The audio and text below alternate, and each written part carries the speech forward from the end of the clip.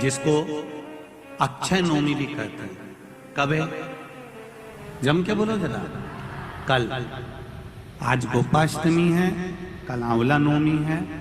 और आप सबसे निवेदन करूंगा कि आंवला नवमी के दिन शाम के समय पर आंवले के वृक्ष के नीचे घी का दिया लगाकर कनक धारा स्तोत्र का पाठ अवश्य करें। नहीं आता हो तो मोबाइल पे उसको सुने, पर एक बार आंवला नवमी के दिन आंवले के वृक्ष के नीचे कनक धारा स्तोत्र का पाठ चाहे संस्कृत में चाहे हिंदी में करना चाहिए। उससे साल भर लक्ष्मी की कमी नहीं आती और आनंद का अनुभव करो। एक कितना सुंदर संवाद यहां पर लिखा हुआ है। देव उठनी एकादशी के दिन भगवान उठेंगे और देव उठनी एकादशी के दिन भगवान उठकर अपना कार्यभार भगवान शंकर जी से लेंगे। उससे पहले ऐसा नहीं है कि केवल देव उठनी एकादशी पर भगवान उठेंगे। आज जब आंवला नवमी का दिन आया और भगवान नारायण ने शयन करते करते अपनी करवट को थोड़ा सा बदला और बदलने के बाद भगवान की अर्ध निंद्रा हुई और नींद थोड़ी सी जागी और जागने पर लक्ष्मी जी उनके चरणों के पास में विराजी थी और विराजते से लक्ष्मी जी ने भगवान विष्णु जी से निवेदन करा, मेरे मन का एक संशय है, मैं आपसे कहना चाहता हूं।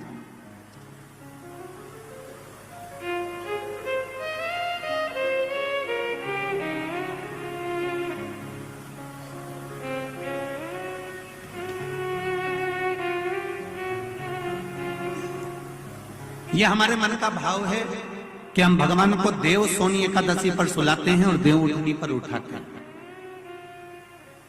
पर हमारी श्रीमद् भागवत कथा कहती है, शिव महापुराण की कथा कहती है, अग्नि पुराण, पद्म पुराण, नर्मदा पुराण हमको वर्णन करती है। एक क्षण की निंद्रा ब्रह्मा जी को आई थी और ब्रह्मा जी की झपकी एक क्षण की लगी थी और हाथ से वेद नीचे गिर गए थे। वेद नीचे गिरे, हयग्रीवा ने धारण कर लिए और चारों तरफ पानी पानी हो गया और पूरी पृथ्वी पानी में जल में मग्न होने लगी। जरा विचार करिएगा, एक क्षण की निंद्रा ब्रह्मा जी को आई और वेद हाथ से चले गए और पानी पानी हो गया।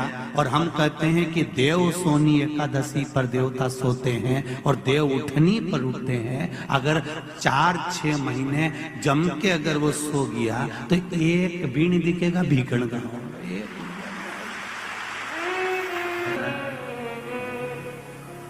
ये सोने की तो भगवान की लीला। अगर सही तरीके से देखा जाए तो मेरा परमात्मा कभी नहीं सोता, वो तो हर पल, हर घड़ी, हर क्षण आपके लिए तत्पर बैठा रहता है। आपने आवाज लगाई और वो भागा। देव सोनी एकादशी पर भगवान सोए और देव उठनी एकादशी पर भगवान उठ रहे हैं। उससे पहले जो आंवला नवमी आई, इसको अक्षय नवमी कहा जाता है, इसको आनंद की नवमी कहा जाता है, भंडार भरने वाली नवमी कहा जाता है। उस दिन दिया गया, करा गया, पुण्य समाप्त नहीं होता, इसलिए इसको अक्षय नवमी भी कहा जाता है। तो लक्ष्मी जी के मन में भाव उत्पन्न हो गया। लक्ष्मी जी ने कहा, प्रभु मेरे को पूछना है आपसे कुछ, मेरे मन का संशय मिटा दीजिए। तो भगवान ने पूछा, वो संशय कौन सा?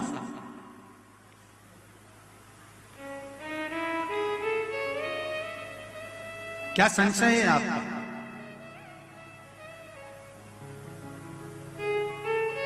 मेरा संशय केवल इतना सा है, क्या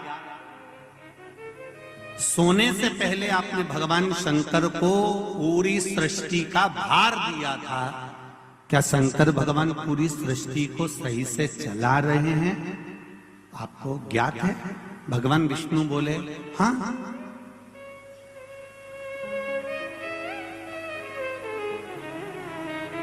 चला रहा। संशय मिटा दो। भगवान ने कहा, कौन सा संशय? मुझे थोड़ी सी परीक्षा ली। अभी तक नारायण भगवान करवट लिए थे, आज नारायण भगवान सीधे होकर पूछ रहे हैं परीक्षा आपको लेना है? हाँ, लक्ष्मी विचार कर लेना। लक्ष्मी, तुम्हारे मन में क्या शंकर भगवान के प्रति भेद उत्पन्न हो रहा है? शिव जी के प्रति भेद उत्पन्न हो रहा है? मेरा एक निवेदन पूर्ण श्रोता भाइयों से निवेदन है, शंकर भगवान पर कभी भेद उत्पन्न मत करना। क्या शिव जी को जल चढ़ाने से ऐसा होता है? क्या बेलपत्री खाने से ऐसा होता है? पहले चढ़ाकर देखो, खाकर देखो, लाभ हो तब विचार करिए कि हाँ होता है। को हम अपने जीवन में उतारें कि आंवला नवमी के दिन आंवले के वृक्ष के नीचे कुछ खाने का नियम क्यों है? बोलो, यहाँ से पहले लोग आंवला के पेड़ के नीचे पिकनिक मनाने जाते थे कि नहीं जाते थे? आंवले के वृक्ष के नीचे बैठते कि नहीं बैठते? क्यों? कोई तुमसे पूछे, कल के बच्चे तुमसे प्रश्न कर लेंगे, मम्मी ये आंवले के वृक्ष के नीचे क्यों पूजन करती हो? आंवले के पेड़ के नीचे क्यों जाती हो? आंवले के वृक्ष के नीचे पिकनिक मनाने क्यों जाना चाहिए? आंवले के वृक्ष के नीचे कुछ क्यों खाना चाहिए? आंवले के नीचे बैठकर दीप क्यों जलाना चाहिए? आज के बच्चे, जो विज्ञान का युग है, इस विज्ञान के युग के बच्चों को विज्ञान के साथ जोड़कर बताना पड़ेगा आपको कि आंवले के वृक्ष की महत्वता क्या है।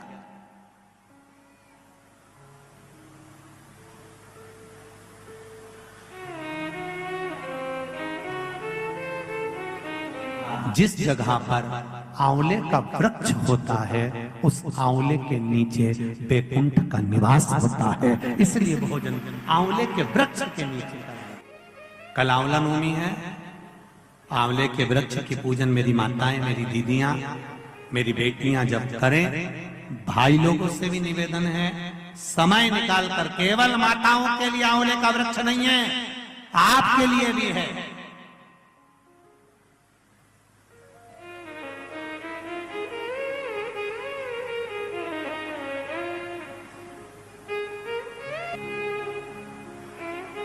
और मेरी माताओं से एक निवेदन, आंवले के वृक्ष के नीचे पूजन करने जाओ, रे पत्ती भी अगर पड़ी हुई है तो उसको भी थोड़ा सा उठा कर लिया ना। अगर घर का कोई व्यक्ति नहीं गया होगा तो उसको मस्तक पर घर में ही वो पत्ती लग जाएगी, तो बैकुंठ का भाव तो उसके पास तक पहुंच जाएगा। इतना भी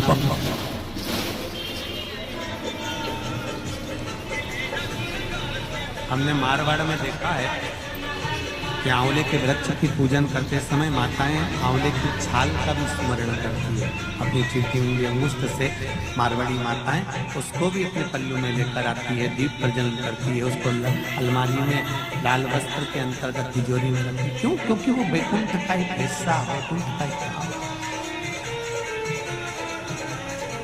ब्रह्मदेव करें आंवले के वृक्ष के नीचे शंकर भगवान भोजन कर ले तो बैकुंठ के भोजन का फल मिलता है। बैकुंठ के भोजन का फल, हाँ, लक्ष्मी जी ने उसी समय पर आंवले के वृक्ष के नीचे भोजन की व्यवस्था करी। शंकर भगवान भोजन करने के लिए बैठे, जैसे ही माता लक्ष्मी ने भोजन लगाया है, शंकर भगवान ने एक ग्रास भोजन को लिया, पाया और उठकर शंकर भगवान चले गए। थोड़ी देर बाद वापिस लौट कर आ गए, बैठ गए। पूछा महारानी ने, माता लक्ष्मी ने, मेरे शंभु, मेरे बाबा, मेरे भोलेनाथ, मेरे प्रभु कहाँ चले गए थे आप भोजन की थाली को छोड़कर? तब शिव जी कहते हैं, कोई 4 संत भूखे रह गए थे, उनको भोजन कराने चला गया था। लक्ष्मी जी ने कहा, आप सृष्टि के सही संचालन कर रहे हो, मैं जान गई आपको कि आप सृष्टि के सही संचालन करता हो। एक मन की अभिलाषा है, अगर आप पूरी कर दें, एक मन की अभिलाषा है, आप अगर पूरी कर दे तो। शिव जी ने पूछा, क्या? मेरा मन है, आप अगर ब्रह्म मुहूर्त में सुबह का समय भोजन ग्रहण कर रहे हैं तो शाम का भोजन भी मेरे ही इस बैकुंठ में श्रवण भोजन ग्रहण करें। शिव जी ने कहा, शाम को तो मैं पार्वती के साथ भ्रमण पर निकलता हूँ, पर दोपहर के समय पर मैं आपके यहाँ भोजन करने फिर आऊंगा। अब की बार लक्ष्मी जी ने भोजन कराने बैठने से पहले माता लक्ष्मी ने 5 चींटियों को एक डब्बी में भरकर बंद कर दिया।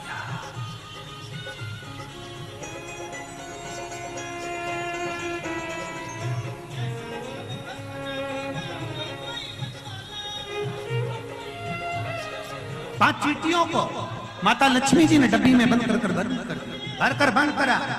शिव जी भोजन करने बैठे, बड़े प्रेम से भोजन पा रहे हैं भोलेनाथ, और आवाज लगाया भोलेनाथ जी ने, अरे लक्ष्मी, तुम्हारी माता ख्याति देवी मुझको ऐसे ही भोजन कराती थी।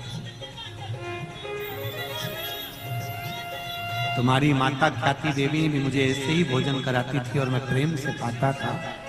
आज लक्ष्मी, आपके हाथ का भोजन कर कर मुझे ऐसा लग रहा है कि मेरी माता, आपकी माता ख्याति देवी ही मुझे भोजन करा रही है। आपको माता के रूप में आज मैंने देखा है, जैसे ख्याति देवी को देखा वैसे आपको देखा। तब भोजन पेट भरकर शिव जी ने जब किया, आचमन करा, लक्ष्मी जी ने कहा, भगवान नारायण ने आपको पूरी सृष्टि का भार तत्व दिया है कि पूरी सृष्टि का बोझ, पूरी सृष्टि का संचालन आपको करना है, पर मेरे मन का संशय यहीं धरा की धरा रह गया। आप पेट भरकर भोजन कर लिए और 5 चींटी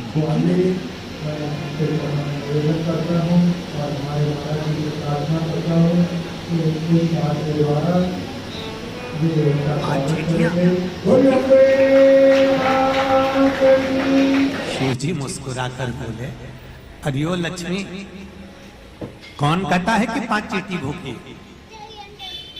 कहाँ है चींटियां? लक्ष्मी जी कहती है, डब्बी में मैंने चींटी बंद कर रखी, 5 चींटियां भूखी है और आपने भोजन किया।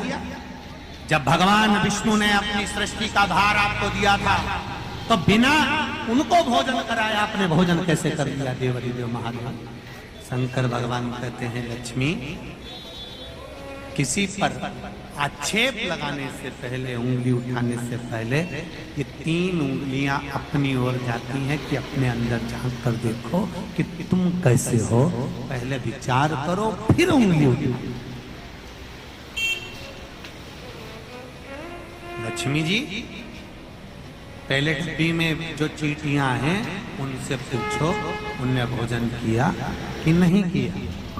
मैंने तो सुबह से चींटियों को बंद कर कर रखा है, भोजन कहां से कर लेंगे? डब्बी खोली, चींटी के मुख में चावल का छोटा सा भाग फंसा हुआ था। लक्ष्मी जी की आंख से जल बहने लगा। भोलेनाथ, इनके मुख में चावल कहां से आ गया? शिव जी ने कहा, लक्ष्मी, तू जब चींटियों को बंद कर रही थी ना, तो तुझे दोष ना लगे, इसलिए तूने चींटियों के चरण को धोख लगाया था कि मेरे साथ परीक्षा में तुम शामिल हो जाओ, मेरे साथ थोड़ी देर के लिए तुम डब्बी में बंद हो जाओ। माना तुमको कष्ट होगा, इसलिए मैं सिर झुकाकर तुमको नमन करती हूँ, क्षमा मांगती हूँ। जब तू क्षमा मांग रही थी, तेरे कुंकू में जो चावल फंसा था, क्षमा मांगते समय डब्बी में गिर गया था। वो चावल चींटियों ने ग्रहण करा। वो अक्षत, वो चावल चींटियों ने ग्रहण किया।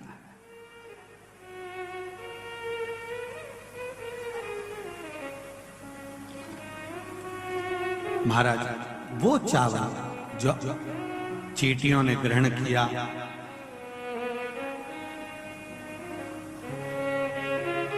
बस चींटियों का भोजन पहले हुआ है। लक्ष्मी जी की आंख से जल बह रहा है और रो रही है। क्षमा चाहती हूं, मैंने थोड़ा सा गलत सोच लिया, विचार कर लिया, आप क्षमा करें मुझको। शंकर भगवान ने कहा, लक्ष्मी जी क्षमा मत मांगो, एक काम कर दीजिए। क्या? बस एक कार्य चाहिए। अक्षय नवमी, आंवला नवमी के दिन जो आंवले के वृक्ष के नीचे दीप दान करेगा, शाम के समय पर संध्या काल के अंतर्गत, तो उसके घर में कभी संपदा की कमी ना हो। लक्ष्मी जी ने कहा, प्रभु आपकी आज्ञा है, मैं स्वीकार करता हूं, मैं स्वीकार करता हूं। जितने भी लोग कथा श्रवण कर रहे हैं और जो लोग नहीं सुन पा रहे हो, इस कथा की एक छोटी सी बात जनमानस तक पहुंचाइए कि आंवले के वृक्ष के नीचे आंवला नवमी के दिन शाम के समय दीप दान अवश्य करें, जिससे आपके जीवन में खुशियां समाहित हो, जीवन में आनंद की अनुभूति